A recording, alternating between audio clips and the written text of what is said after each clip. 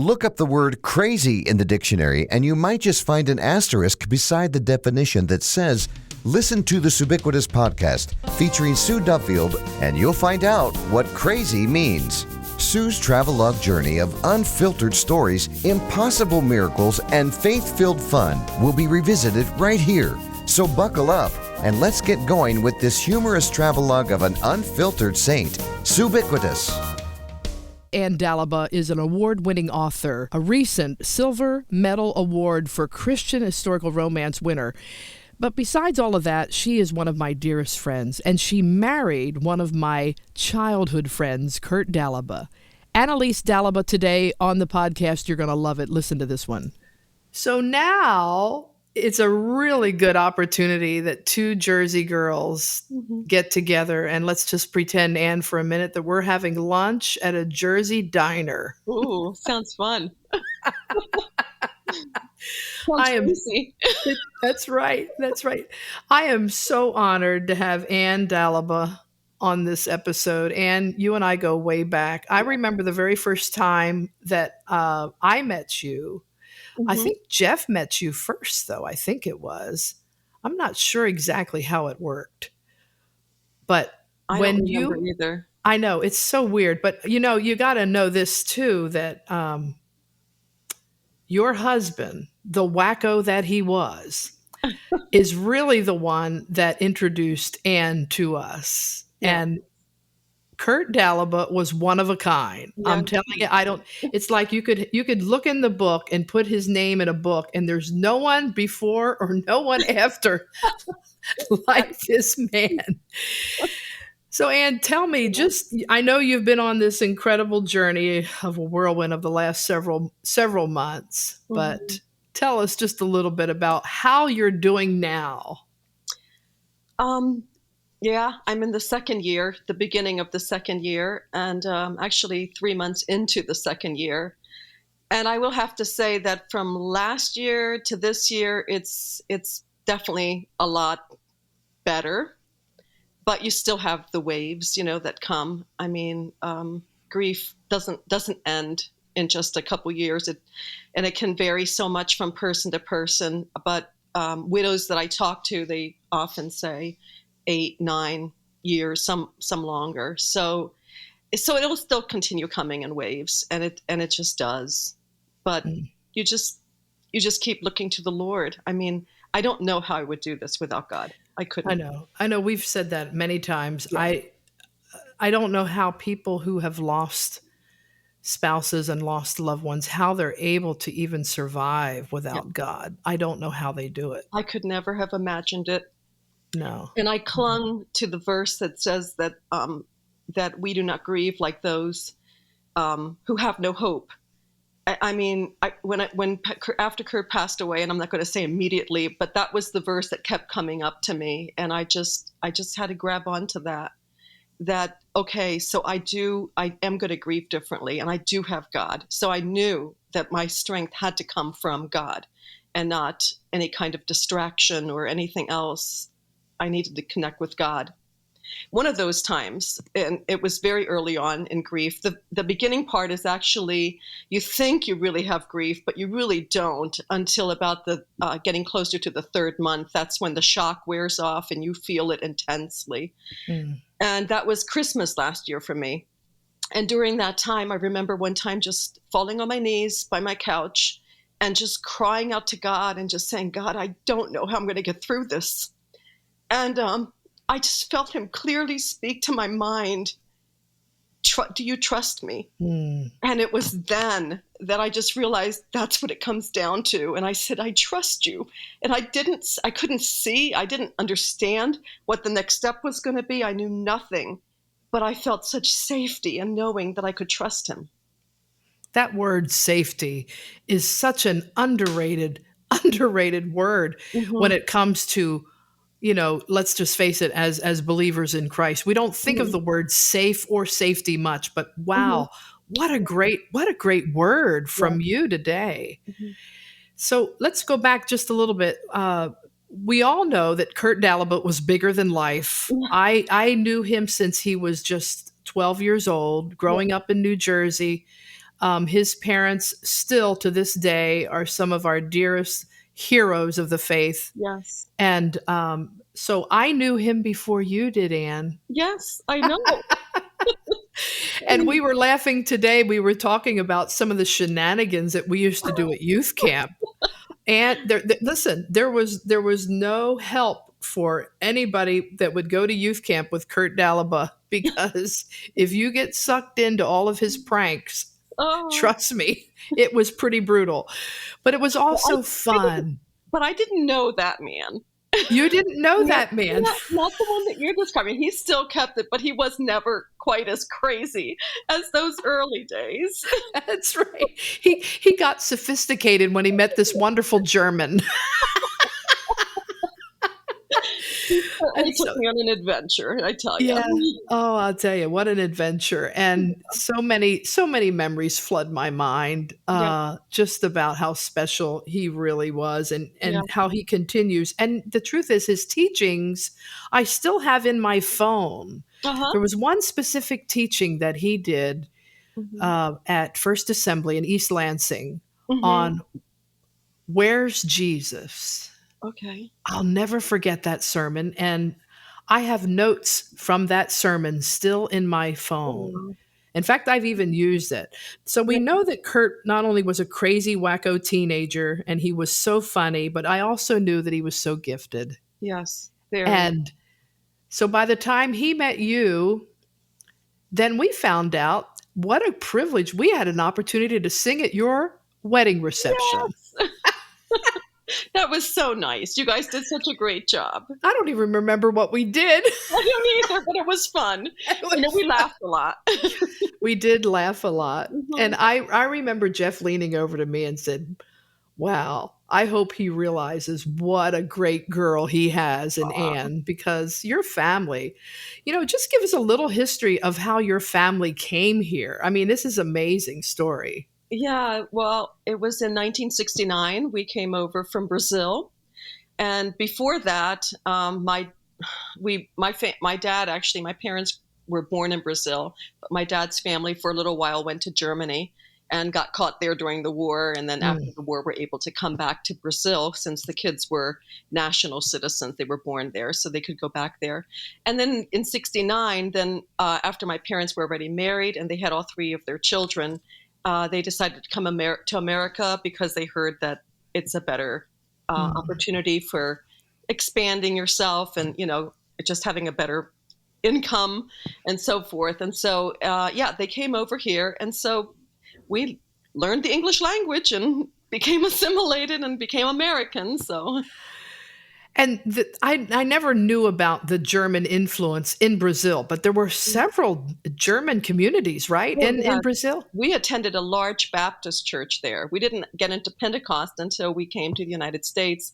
And there were two churches in New Jersey we could attend that were German, the Lutheran Church or the Assemblies of God Church. And we weren't going to go to the Lutheran, which was where we had gotten out of. So we went over to the Assemblies of God, and that was a wonderful experience. And that was that little German church just outside of Bridgeton, New Jersey in Upper Deerfield. Who would know that you were less than 2 miles from my house? I know. It's crazy. And there was just so many wonderful connections there. And I'll tell you another connection. I think we may have told you this, and I know we told Curt this, that during a time when Jeff's parents were really struggling, I don't know what it was exactly was going on, but they reached out to Curt and started attending that little German church when he was pastoring there. And you know what? Yes, I didn't realize it until later, but even your mother-in-law told us that our, who would know, our Duffield name was such a help to Curt while he was pastoring there. Yeah. So that's, we never know how much we're connected in all of that. Exactly. Yep. So, and you've, if you can, just take us on that journey. I know we got the call from your father-in-law, Ollie. Okay. When Curt was first diagnosed with something going on strangely in his leg. Yeah. And we immediately started praying. We didn't really know what it was. And then later on, we found out. So if you can just take us through that a little bit. Yeah, it Yeah. was actually it was in May. Before May, of course, we were in the whole COVID thing, and where a lot of people were complaining that they were stuck at home and all. Curt and I loved it. Oh, yeah, I know. A lot of people said. We did. It was so cool. We were, our neighbors were just so connected. I mean, everybody, people that we actually had new next door neighbors that we hardly talked to because they just didn't seem, we weren't clicking yet, you know? Right, right. During COVID, oh my goodness, we were in each other's driveways. We were, we were just all talking. It was really cool. And we had a wonderful time and we hung out so much together. And then one day he was out grilling in May. And it was this low grill, so he was scooted down. And then when he went to stand, he all of a sudden couldn't stand. He just, his leg gave out on him. And I thought for certain, I'm an optimist. So Right. I thought for certain, it's just the muscle, Sure. He's got something going on with this muscle.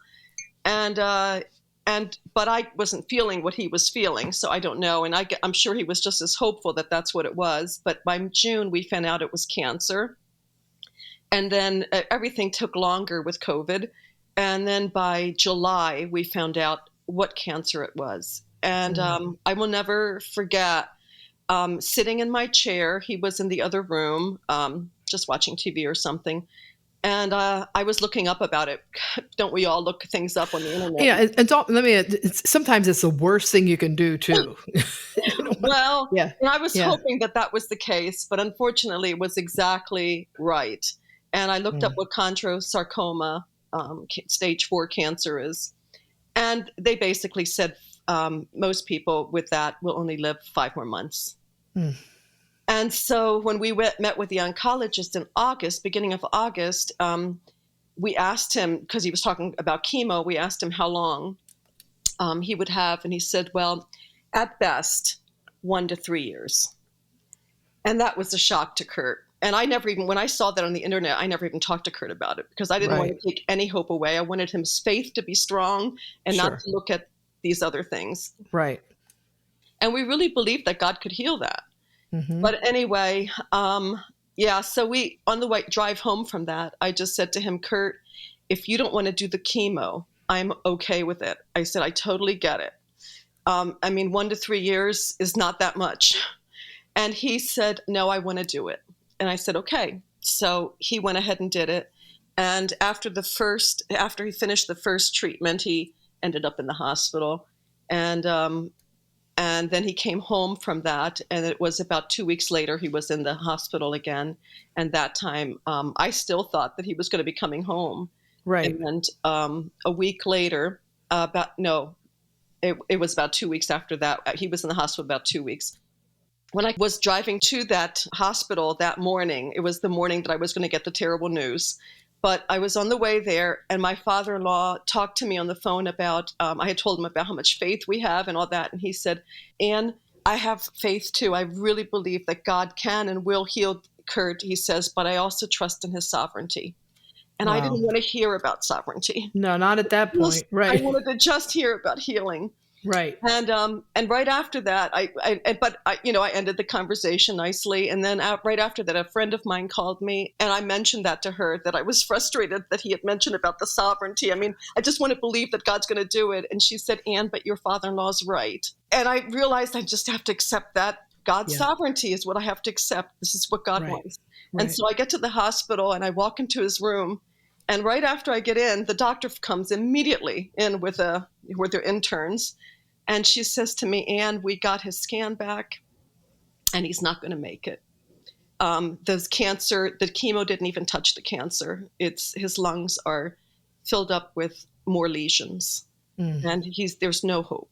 And if you really need to get your children in today, that's what I had to deal with. That was it. And the time frame just blew us away from, the outside looking in. And I'll be honest with you, because we would watch, obviously Facebook and your posts and things. And it just blew my mind how quickly the diagnosis came in and how quickly the sovereignty of God took our friend home. to this day, I know I have a lot of questions for God. I have a lot of questions. And there are people listening right now, Anne, that you have a perfect window of an opportunity right now as a pastor's wife and as a minister of the gospel and as a writer. And we're going to talk about that writing in a minute. But Yeah. how can you help somebody right now who's listening and says, you know what?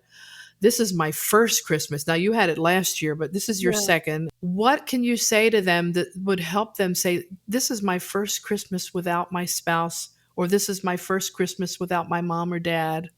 Yeah. How am I going to do? I really think the focus has to be on God. And granted, I mean, you can't help but focus on your spouse too. You can't help, especially that first year, you can't help but focus on all that you've lost. It's just there. There's no other way. But still, I remember that first Christmas, and it was during the season. It wasn't the day. It was as it was approaching. I walked into the room. I can't get through this without tears. That's all right. That's okay. Hey, Um, this is, Yeah. it's good. It's good. So as I walked into my living room, and the Christmas tree's already set up, which took me 2 days this time to set it up, when it usually takes me just hours. And I just couldn't get through it. Anyway, but it was all set up. And it's right next to the chair that Curt had sat on the year before, and I was on the other one. And we loved sitting there and just chatting. And I just walked into that room and just Right. hit me as so empty. I just fell on my knees and just bawled. Right. I think that's what you got to do. You have to cry. You have to let it out. And because I embraced my grief journey, I think it just really helped me to get through it. I think I'm doing so much better this year Right. because I embraced the grief. I think you have to allow yourself to feel the loss. The process of losing my dad several years ago, when my dad was just barely 70. Mm-hmm. And that was a shock to our system. That first Christmas was very difficult. But because my dad was such a faith-filled follower of Christ, Yes. I had to keep telling myself over and over again that he is celebrating and that he is having the time of his life. That was one of the things that got me through some of the toughest things. But Yeah. now we have people, though, that even listen to this podcast and that don't even believe in God. We have people that may not have that relationship with God, that, as we talked about, I don't know how they're able to cope with that. Mm-hmm. But there are certain things, too, that still stay constant, and that is, whether you know God or not, and you have that lost spouse or that person that went on before you, Mm-hmm. isn't it amazing how God can continue to use the memories Yeah. to get you through? And I love that your puppy is on your shoulder. They can't see that right now, but that is the sweetest thing I have ever seen. Oh, can't get close enough. It's like you have this companion. All of a sudden showed up to comfort you. Anne's puppy just crawled up on her shoulder. I love that. Behind me. Oh, and what is your puppy's name? Scooter. Oh, Scooter, you're so good. I have to say, in the early part of grief, the memories are painful. Even the good memories are painful. The memories become precious at least for me, as I got closer to the second year. Right. Because in the first year, every happy memory is painful too. Right. That's just how it is. Well, it was so close too. I mean, yeah. But definitely now I have to say the memories are. I will sometimes wake up just smiling if I wake up with a memory. They're very, very precious. And then you have these precious, precious grandbabies. Yeah. Tell me about them for a minute. And then your kids. So they've been, I can only imagine. I can see pictures and I watch you from a distance, but I can see how they've been so helpful for you as well. Oh, they have. In some ways, I look at the little ones. The little ones were just months old. Curt was still there, was able to be there at the birth of our third one. And the second one, we were in town when he was born too. So that was really precious. We were so proud of our 2 and 3. But Right. the other one, they're just 1 year old now. They're almost 2. But the first one, he actually got to know Curt. He actually got to know his Opa. We go by the German Opa. name. Yeah, I love it. He would sometimes, after Curt passed, his parents were really good about explaining things to him because he's 4 now. He's almost going to be 5. He would sometimes just sit with looking at his picture of Opa, and then he would just talk to his dad about it. You could tell that he missed him, and when he would come here, he would sometimes ask me about heaven and can he go to heaven too, and things like that. Yeah, because he wanted to see Opa. And see, that's perfect though, in keeping that memory alive and keeping that relationship open with pictures and video and my son and daughter-in-law, they actually framed a picture of Curt with the boys, and they have it in their house sitting on the mantle for the boys to see whenever they look up. So yeah, I think it's very important to do things like that to keep it alive for the little ones, because actually one of the hardest things for Curt was leaving the grandkids, especially Braden, the older one, because he said he's not going to remember me. Right. And it was just really hard to think that. Right. It helps so much to realize that he's not hurting. He's happy. He wouldn't want to come back. Oh, I know. Oh my, no. We're the ones that grieve. We're the ones that are missing. Right. So Anne, you were starting to be quite the writer several years back. Mm-hmm. Tell us a little bit about your fiction writing. I love this. Oh, okay.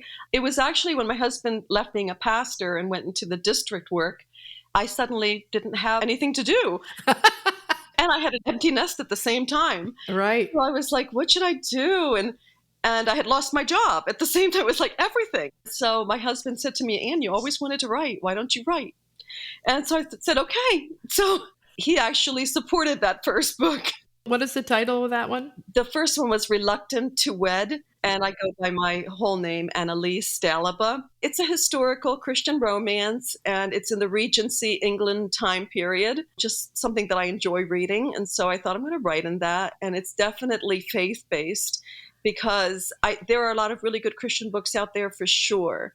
But I wanted, being Pentecostal background, mine are not Pentecostal, but I think that what I've experienced in a Pentecost comes through in my books. Yeah. And that's what I really want. I want people to feel inspired and hopeful, and even to feel like, boy, my marriage can look even better. And to focus on some of those things. That's awesome. Yeah, it's been fun. So now I'm in the process of writing my third one. I'm almost done. It's gone to the editor, so that should probably come out in the beginning of 2022. So your first book is Reluctant to Wed. What was the second title? The Marriage Maneuver.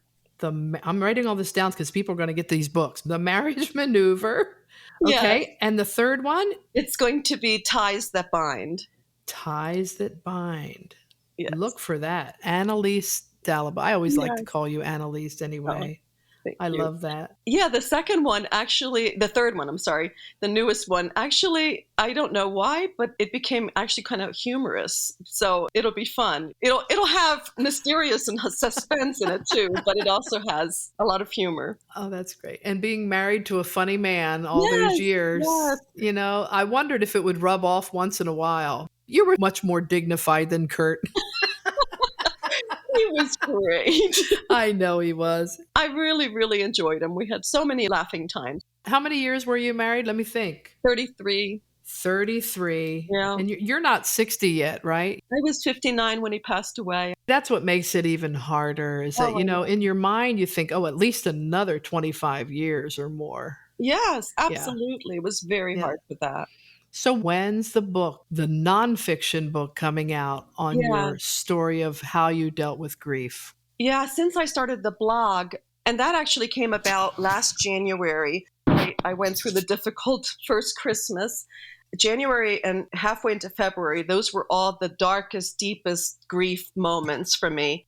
It was during that time as I was praying, I really felt the Lord wanted me to begin to process through my blog and to put it in writing. And I felt that pretty clearly. And so I thought, okay, I'm going to do it. And so I started to do that. And I was amazed at the response I got from that. And people kept saying, Anne, I wish you would put this in a book, because I think people don't go back and read blogs as much as they would pick up a book again and pass it on to other people that are going through grief and stuff. So I've decided that I needed to get through my first year first. Right. and feel everything that I felt, and also have words that I've gotten from God. I'm going to put that all into a book, and I'll be adding more to it, of course. Let me just be real, but honest, I guess is the word. I have seen writers, singers, preachers, leaders, Mm-hmm. their spouse dies, Mm-hmm. and they immediately get thwarted into business as usual. Mm-hmm. They just kind of jump right in and kind of make this faith statement that greater is he that's within me than he that's within the world, and I'm going to forge through, and Yeah. I'm going to keep writing books, and I'm going to get. And you know what? I don't know that they really take a good look at how important it is for them to take those steps of grief. Yes. And I give you so much kudos for taking time for you to heal first before you ever come out with anything, because Yeah. it probably took you a while to even write about it. Oh, yeah. As a matter of fact, when you read my blog posts, I think I cried through every one of them. Right. But you know what? I went to Grief Share shortly after Curt passed away, and that was a really good step to take, and to just be around other people that are grieving. But Grief Share is faith based, and it's just so excellent in how they help you to embrace the Yes. grief. Good. Don't pretend it's not there, because otherwise you're going to have to deal with it later. That's exactly right. So anyway, I embraced it, and I'm so glad I did, because it really did help. And I didn't embrace it feeling sorry for Curt. He's missing nothing. And we don't even know what they can see on the other side. No, we don't. Maybe God gives them glimpses of what's happening here. I don't know. But I know he's missing nothing. And if he could choose, he wouldn't come back. Right. I had to get through it. I mean, if somebody took my arm off, I was going to feel the pain of that and have to heal from it. Well, somebody just did something terrible to my heart, and I needed time to heal. Right. That's right. So give us the website where they can get on your blog. It's Anneliese Dalaba, so it's ANNELIESE, and the last name DALABA.com. AnnelieseDalaba.com. And how many posts do you have up there? Do you know? I did at least once a month, but I know I did more than that. Oh, that's great. You're working out your therapy. Yeah. That was therapy for your soul. Yeah, it was. It really was. And knowing that it's blessed others has really helped me too. One of the things that I got recently was, this is in the second year now, as we're approaching this Christmas. Right. I one day went out to I was working in this living room, in this family room. So I went out to the living room, and I realized my lights were off, and it's dark outside. And that never happens with me. I want Christmas to be on, And so I put the lights on, but I realized that's how much my life has changed. I used to put it on because of Curt coming home. I wanted him to feel the warmth as he's driving into the driveway. And it's just not that way anymore. But in feeling that grief, then I was like, I just called out to the Lord, and I felt him remind me that that's the reason of Christmas, is that I'm going to have a reunion again. It's something that I have to look forward to. It doesn't end here. And so Christmas, yes, has changed forever. It's never going to be like it was, because I miss Curt. Every Christmas, I'm sure I'll miss him. Sure. And my kids miss him. My kids are still at the point when they talk about him, they still cry. It hurts. Right. And they miss their dad, and they were way too young to lose their children. As a matter of fact, I'm 60 and I still have my dad. He's 90, Right. and they That's lost right. him already. And so it's really, really hard on children, even when they're adults. But to just know that it doesn't end here, that we are going to see him again. And we wouldn't have that if Jesus hadn't come. If he hadn't come to earth, September 25, 2020 would have been our goodbye forever. Forever. Right. Forever. And that's not happening. We have a reunion coming. One of the things that really helped me right after, this was probably also around January or December of last year, is a dear missionary friends of mine sent me a book called Imagine Heaven by John Burke. I don't know if you've ever read it. John Burke is a pastor who realized how many near-death experiences there are in this world. And honestly, before Curt passed away, I was not interested at all in near-death experiences. Right. It just didn't interest me. But now I kind of, when you lose somebody that you were so close to, you almost feel like you need to know, what are they experiencing now? And I know the Bible tells us some of that, and the near-death experience has to align with the Word of God. Right. This is exactly how John Burke takes it. The stories he shares all align with the Word of God. So he has a book out about that, one story after another. And as I read that, it just made me realize, like, oh my word, I can't wait to get there. And he's there already. Lucky Curt, you know? And that's how I That's felt. right. Oh, I love it. And Anne, I love you so much. You give me such hope. And you've given our listeners such a intimate view of your heart. But you know what? Here's my plea to you. Okay, turn the lights on because Jesus is coming. Yes. Think about that for a second. Yeah, all those years you prepared your home because you knew when Curt pulled in the driveway, you wanted to make it homey for him. Well, guess what? I'm going to do what I'm preaching to myself about. I'm going to turn the lights on because I can't wait to see Jesus. I love that. And that's going to happen. And that's happening to you. So this Christmas, let's turn the lights on because Jesus is coming back. Yes, I love that. Let's do it. Let's keep the lights on because we know Jesus is coming. And boy, I'll tell you, there's nothing better than keeping Christ in Christmas. AnneliseDalaba.com, AnneliseDalaba.com, AnneliseDalaba.com. I know you need to keep in touch with her. What a great support she has been for anyone who is going through the loss of a loved one during the holidays. And it's end-of-year giving time, and we thank you again for all of your gifts and your financial support. We would not be able to do this ubiquitous podcast as well as Couch to Kitchen without you. Get on SueDuffield.com, hit that donate button today, and I promise you, you will be blessed because we want so much to bless you at the end of the year as well as into 2022. We'll see you next time.